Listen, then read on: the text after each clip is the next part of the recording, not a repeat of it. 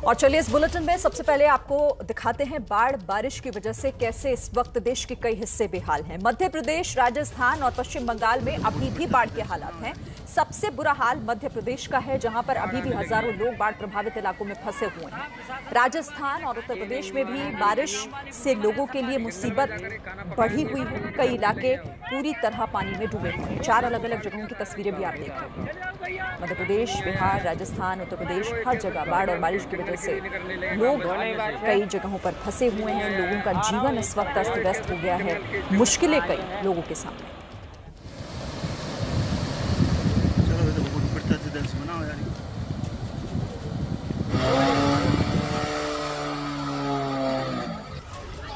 और सबसे ज्यादा बुरा हाल मध्य प्रदेश का है। 12 लोगों की मौत यहां पर अब तक हो चुकी है। राजस्थान में भी कई लोगों के ऊपर संकट बना हुआ है। बिहार की तस्वीरें तो आप देख ही रहे हैं, जगह जगह से कैसे जलजमाव की तस्वीरें सामने आ रही हैं। लोगों को अपने घर बार छोड़कर दूसरी सुरक्षित जगहों पर जाना पड़ रहा है और वही हाल उत्तर प्रदेश का भी है। तो जैसा मैंने आपको बताया कि मध्य प्रदेश में बारिश और बाढ़ से अब तक 12 लोगों की मौत हो चुकी है। ग्वालियर और चंबल इलाके बाढ़ से बुरी तरह से प्रभावित हैं। मौसम विभाग ने 23 जिलों के लिए अलर्ट जारी किया हुआ है और इन जिलों में भारी बारिश की आशंका जाहिर की है। उधर मध्य प्रदेश सरकार ने बारिश और बाढ़ के दौरान जो पुल टूटे हुए हैं उसकी जांच कराने का फैसला किया है और यही जांच अब आगे होगी कि आखिर किस तरह से ये पुल टूटा, लोगों के लिए मुसीबत का सबब कैसे बना। वो तस्वीरें भी आप देखिए, कैसे पानी का बहाव कितना तेज है और उस बहाव के चलते आसपास की हर चीज पानी में डूबी हुई है। भारी बारिश और नदियों का बढ़ता हुआ जलस्तर, इस बीच लोगों का जीवन आफत में कई जगहों पर जान फंसी है। मध्य प्रदेश में कैसे देखिए आप, विदिशा की तस्वीरें आप देख रहे होंगे और जो पुल टूटा है उस टूटे पुल की जांच का फैसला भी सरकार ने ले लिया है। तो मध्य प्रदेश में हालात इस वक्त सबसे ज्यादा खराब बाढ़ और बारिश की वजह से हैं। तो एमपी में बाढ़ में फंसे लोगों को एसडीआरएफ, एनडीआरएफ, सेना के साथ ही वायुसेना भी राहत पहुंचाने में लगी हुई है। आपको कुछ तस्वीरें दिखाते हैं। ये तस्वीरें हैं शिवपुरी की, जहां पर बाढ़ के पानी में पूरा परिवार फंस गया था। चारों तरफ पानी भरने की वजह से परिवार के लोग छत पर आ गए थे। इन्हें एयरफोर्स के हेलीकॉप्टर से किसी तरीके से रेस्क्यू किया गया है और उसी रेस्क्यू की तस्वीरें हैं ये। लोगों का जीवन किस तरह से बचाया जाए, सारी जो राहत बचाव कार्य में लगी टीमें हैं यही कोशिश कर रही हैं। घर बार सब पानी में डूब गया, लोगों के पास रहने को जगह नहीं है।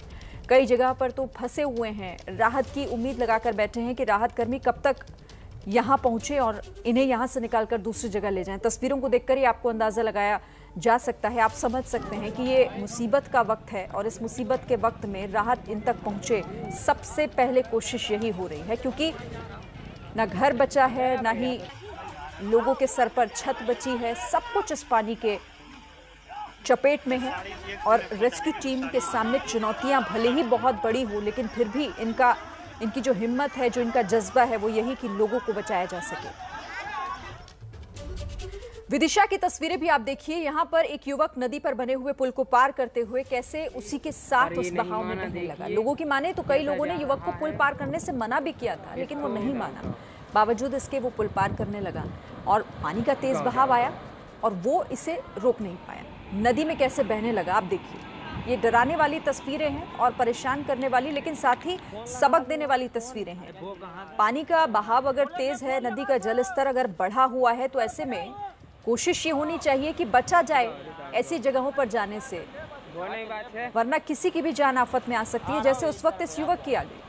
लोगों ने मना किया, लेकिन बावजूद इसके इसने सोचा कि ये उस पुल को पार कर लेगा, लेकिन पानी के बहाव के आगे किसी की नहीं चलती और यही इस तस्वीर में भी दिखाई दे रहा है। कोशिश जरूर की आधे रास्ते तक जाने की, लेकिन बस उसके बाद पानी के बहाव के साथ ये युवक भी बहता चला गया। पुल पार करने की कोशिश के दौरान देखिए कैसे हादसा हुआ है। और मध्य प्रदेश में बाढ़ के दौरान कई जगह से पुल टूटने की तस्वीरें भी आई हैं। एमपी के गृह मंत्री नरोत्तम मिश्रा के मुताबिक अब तक 7 जगहों पर पुल टूटे हुए हैं। उन्होंने ये भी कहा कि वो इसकी जांच करवाएंगे। अभी हमारी प्राथमिकता लोगों को सुरक्षित घर से निकालने की है और बाढ़ के बाद की जो स्थिति है, क्योंकि लोगों के घरों में पानी भरा है तो गेहूं है, चना है, दाल है, चावल है, ये सड़ेंगे तो बदबू फैलेगी और मवेशी उनकी घरों के अंदर कीचड़ और उसके बाद की ये इनकी बिजली की व्यवस्था, मोबाइल कनेक्टिविटी की व्यवस्था, दवाओं की व्यवस्था, उपचार की व्यवस्था, ये प्राथमिकताएं अनेक हैं बाढ़ के बाद की। अभी ध्यान वहां पर है। सुना आपने किस तरीके से जो अब पुल टूटे हुए उनकी जांच की बात सरकार जरूर कह रही है, लेकिन लोगों के सामने मुसीबत तो है ही। मध्य प्रदेश में बाढ़ में फंसे लोगों को एसडीआरएफ, एनडीआरएफ, सेना के साथ ही वायुसेना भी राहत पहुंचाने की कोशिश में लगी है। शिवपुरी की तस्वीरें इस वक्त आप देख रहे हैं। बाढ़ के पानी में पूरा परिवार फंस गया था और कैसे चारों तरफ पानी भरने की वजह से ये परिवार छत पर सहारा लेने को मजबूर हो गया था। बाद में इन्हें एयरफोर्स के हेलीकॉप्टर से किस तरह रेस्क्यू किया गया, वो तस्वीरें भी आप देख रहे हैं। चारों तरफ पानी, छत के ऊपर का छोटा सा हिस्सा जहां पर ये पूरा परिवार इस उम्मीद में कि राहत इन तक पहुंचेगी और एयरफोर्स के हेलीकॉप्टर से फिर इन्हें यहां से एयरलिफ्ट किया गया है, सुरक्षित जगहों पर पहुंचाया गया है। उसी ऑपरेशन से जुड़ी आप ये तस्वीरें देख रहे हैं। रेस्क्यू टीम इस वक्त अपने काम पर।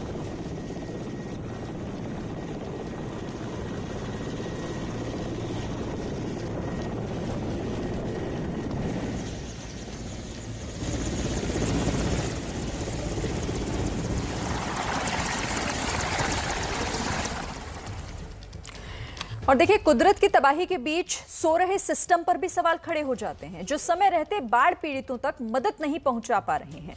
एबीपी न्यूज ने एमपी के शिवपुरी जिले के बहगमा गांव की एक स्टोरी आपको दिखाई थी। हमने देश को बताया था कि कैसे इस गांव के लोग 3 दिनों से भूखे प्यासे हैं। स्टोरी दिखाने का मकसद ये था कि इन ग्रामीणों का जो दर्द है, इनकी दर्द दास्ता जो है, वो देखकर प्रशासन इन तक पहुंचेगा, लेकिन 48 घंटे बाद भी इन तक कोई मदद नहीं पहुंची। इसीलिए एबीपी न्यूज ने यह तय किया कि हम उस गांव में दोबारा जाएंगे और कम से कम 5 दिन का राशन उन लोगों तक पहुंचा कराएंगे। एबीपी न्यूज की जनहित की पत्रकारिता आप देखिए, जिसमें हम सिर्फ खबर नहीं दिखाते बल्कि लोगों का दुख और दर्द बांटते हैं।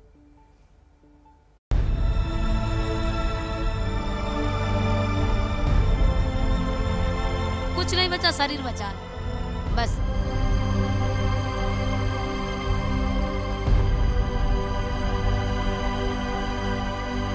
प्रशासन का कोई आदमी आया? चुप रहिए, आए नहीं साहब, है तो नहीं अबे नहीं आया।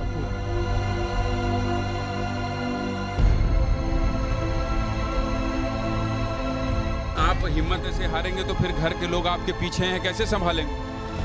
क्या करें सर, प्रशासन से मदद मांग रहे, मिल जाएगी। नहीं, आप शांत रहिए।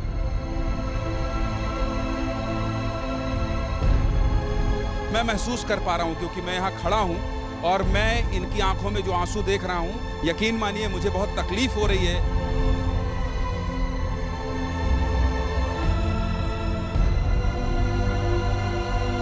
सवाल जा रही है बड़ा जरी, बस ये मकान पूरे गिरे सब अचवारे में। प्रशासन आएगा, दद्दू प्रशासन आएगा, आपकी मदद करेगा। कुछ नहीं बचा, 3 दिन से रोटी नहीं, खाना नहीं। हाँ। भूखे पेट 3 दिन की तड़प, आफत के बाद अनदेखी के अनगिनत आंसू और सब कुछ छिन जाने से छलनी हुआ कलेजा, इन सब को एक धागे में पिरो दे तो जो तस्वीर बनती है उसे आप बहगमा कह सकते हैं।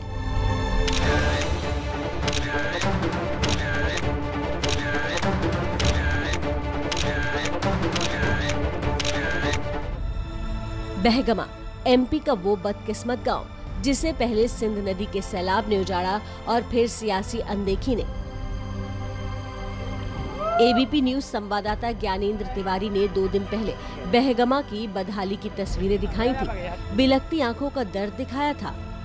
मैं महसूस कर पा रहा हूँ क्योंकि मैं यहाँ खड़ा हूँ और मैं इनकी आंखों में जो आंसू देख रहा हूँ, यकीन मानिए मुझे बहुत तकलीफ हो रही है। इस रिपोर्टिंग का मकसद ये था कि 300 किलोमीटर दूर भोपाल में बैठी सरकार इनकी सुध लेगी और राहत के नाम पर रसद ही सही लेकिन पहुंचाएगी, लेकिन 24 घंटे बाद भी मदद नहीं पहुंची। इसलिए आखिर में एबीपी न्यूज ने तय किया कि हम बहगमा गांव दोबारा जाएंगे और कम से कम 5 दिन का राशन पहुंचाएंगे। हम यहाँ दोबारा आए हैं, दूसरे दिन आए हैं कि दिखा सकें कि शिवपुरी में बाढ़ के बाद आई तबाही से जो लोग परेशान हैं उन्हें अभी राहत नहीं मिली है। एबीपी न्यूज़ की कोशिश है कि हम कम से कम उन्हें कुछ दिनों का राहत या कुछ दिनों की राहत मुहैया करा सकें। एक छोटा सा प्रयास है। ये तमाम लोग इंतज़ार कर रहे हैं कि कोई आए और पूछे कि आप ठीक हैं, लेकिन अफसोस 24 घंटे के बाद भी यहाँ अब तक कोई नहीं आया है। एबीपी न्यूज की कोशिश उस दर्द को बांटने की थी जो इस गांव के हर पीड़ित को यतीम होने का एहसास दिला रही थी। और राह के पहले ही मोड़ पर मुलाकात उन बुजुर्ग से हुई जो 24 घंटे पहले बिलखते हुए मिले थे। अब इनकी आंखों के आंसू सूख चुके थे, लेकिन जख्म शायद जीवन भर न सूखे। भाई ये घर आपका है? हाँ जी, 5 पूरा घर पूरा अपना है। मतलब 3 भाई रहते थे हम, 3 भाई। मतलब इसमें 16 जन रहते थे। अच्छा। हाँ। 16 लोग अभी कहाँ रह रहे हैं? अभी उधर पे रह रहे, इधर खेत है डांग में एक।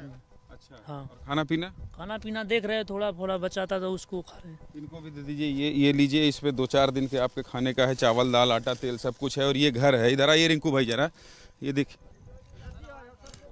देखिए यहाँ पर जो है ये सब कुछ टूट चुका है इनका। ये घर है, यहाँ 16 लोग रहते थे, ये बता रहे हैं। और तो जब ये पानी आया तो आप लोग कहाँ थे? भाग गए थे, इनको निकाल के उधर पहुंचे थे रोड पे पहुंचे थे रोड पे। इसी में थोड़े मतलब सामान फाड़ा नहीं निकला तो दब गया, उधर भाग गए थे।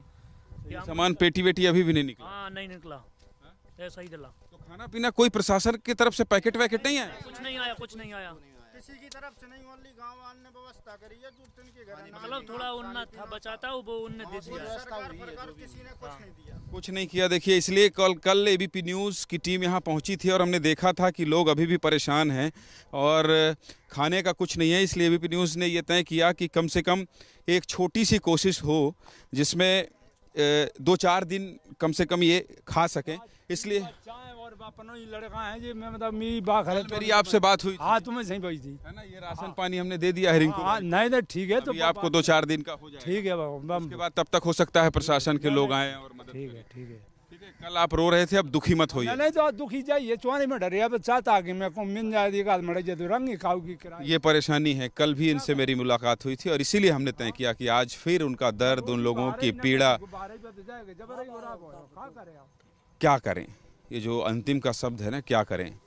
वास्तविकता यही है कि जिनका घर तबाह हो गया है वो यही सोच रहे हैं कि अब क्या करें, और कोई ये पूछने वाला नहीं है कि अब आप ये कर लीजिए। ये सबसे ज़्यादा दुख की बात है। और गांव में ले चलता हूं, आगे की तस्वीर आपको दिखाता हूं। ज्ञानेंद्र आगे बढ़े तो मुहाने पर मुलाकात रावत परिवार से हुई, जो पहले अपने अरमानों का आशियाना बिखरने से बेसुध होकर रो रहे थे, लेकिन अब नहीं, क्योंकि आंखों के आंसुओं से ज्यादा अब भूख मिटाने की गरज थी। रावत जी कैसे हैं? हाँ, कल हम आए थे आपके पास, तो कल से आज तक खाना पीने के लिए कोई पूछना है? कुछ भी। कल आप रो रहे थे, इसलिए हमने तय किया कि आपकी तकलीफ में थोड़ी सी अगर आपको कोई खुशी दे सकते हैं तो ये कोशिश की लीजिए। 4-5 दिन के लिए हो जाएगा ये। अभी इसमें आटा चावल दाल नमक सब है, ठीक है। और शासन का कोई आया नहीं? कोई नहीं आया सर। हाँ? कोई नहीं आया। फिर आप लोग खाना पीना कोई दे जाता तो खा लेते, वो नहीं भूखे। हाँ, नहीं भूखे, अब सभी से तो कुछ खाया नहीं है। और क्या, साफ हो रहा है घर? इसको साफ कर दिया, इसमें नहीं हो रही है अभी। कल मैं यहीं आया था और रावत परिवार के मुखिया हैं ये। आज भी ये घर में लगे हुए हैं कि घर किसी तरह से साफ हो जाए, रहने लायक हो जाए। वो तो पूरा टूट गया है। वो तो टूट गया, उसमें गड्ढा हो गया। हाँ, गड्ढा हो गया, उसमें खराब हो गया। और बच्चे वगैरह कहाँ हैं? बच्चे वगैरह धीरे खिराए गाँव में अभी तक। ये स्थिति है। फिर भी कोशिश है कि इनके दुख में अगर कहीं से खुशी थोड़ी देने की कोशिश कर लें हम लोग, तो थोड़ी राहत मिलेगी। बतौर इंसान थोड़ी राहत मिलेगी कि चलिए कम से कम इनके दुख को हमने भी बांटा। लेकिन अफसोस कि जिन्हें देना चाहिए, अफसोस जिन्हें आकर इनका हाल जानना चाहिए, वो नहीं आए। जिले के कलेक्टर क्या इसीलिए होते हैं? इलाके के विधायक क्या इसीलिए होते हैं? जनप्रतिनिधि क्या इसीलिए होते हैं? कोई जिनका मैंने नाम लिया, कोई आया? कोई नहीं आया सर। कोई नहीं आया। किसी ने पूछा कि रावत जी खाना खाए हैं कि नहीं? किसी ने नहीं पूछा सर। सैलाब आया, सब कुछ डूबो गया, लेकिन जिनसे उम्मीद थी कि तबाही के इस मंजर से उबार लेंगे, उनके न आने का गम लोगों को ज्यादा है। और जो चुनाव में एक एक वोट का हिसाब रखना जानते हैं, उन्हें इस बुजुर्ग किसान की जुबानी खेती खलिहानी का ये हिसाब और नुकसान दोनों जरूर सुनना चाहिए। हम तो बर्बाद ही बैठे हैं। जितने सरकारी कागज थे वो बर्बाद, बैंकों की किताबें, और खाते की किताबें जो भी बर्बाद हैं। सरकारी से याद आया, सरकारी आदमी कोई आया आपके पास? नहीं, कोई नहीं आया हमारे पास सरकारी, न तो तहसीलदार न पटवारी तो आज तक इंक्वायरी करने नहीं आया यहाँ। कोई खाना देने आया? नहीं, कोई खाना देने कोई व्यक्ति आज तक नहीं आया। कोई पूछने आया? नहीं, कोई पूछने नहीं आया यहाँ। क्या कर रहे हैं आप यहाँ? यहाँ कछु नहीं, पड़े हैं पैसे जो सामान सड़ो बसो इसके लिए जो है लगा रहे हैं, दोखरे छत्तों पर डाल रहे हैं। ये देखिए, ये इनके मेहनत की कमाई है। 40 क्विंटल गेहूं जिसका चला जाए, एक एक क्विंटल के लिए। दद्दू बैठो जरा, आप कितनी मेहनत करते हो एक क्विंटल उगाने के लिए खेतों में?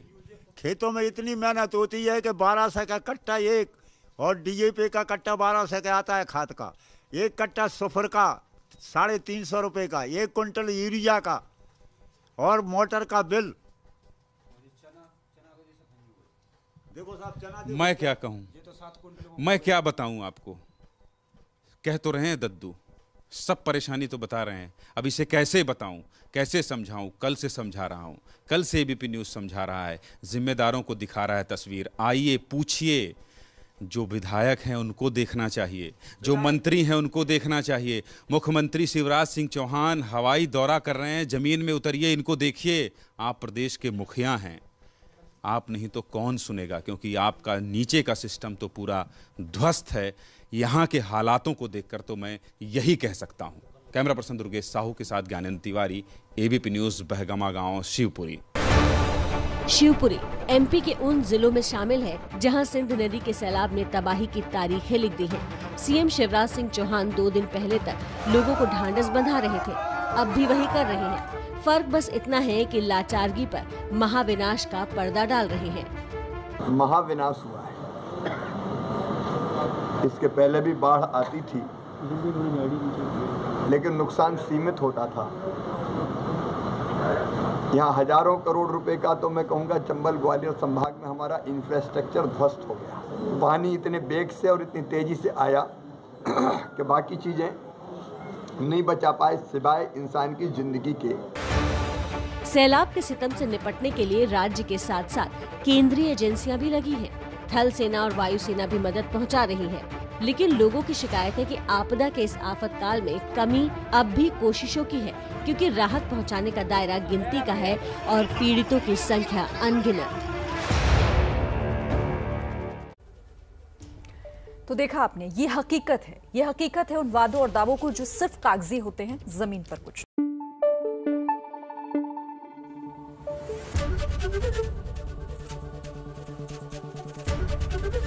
एबीपी न्यूज़ आपको रखे आगे।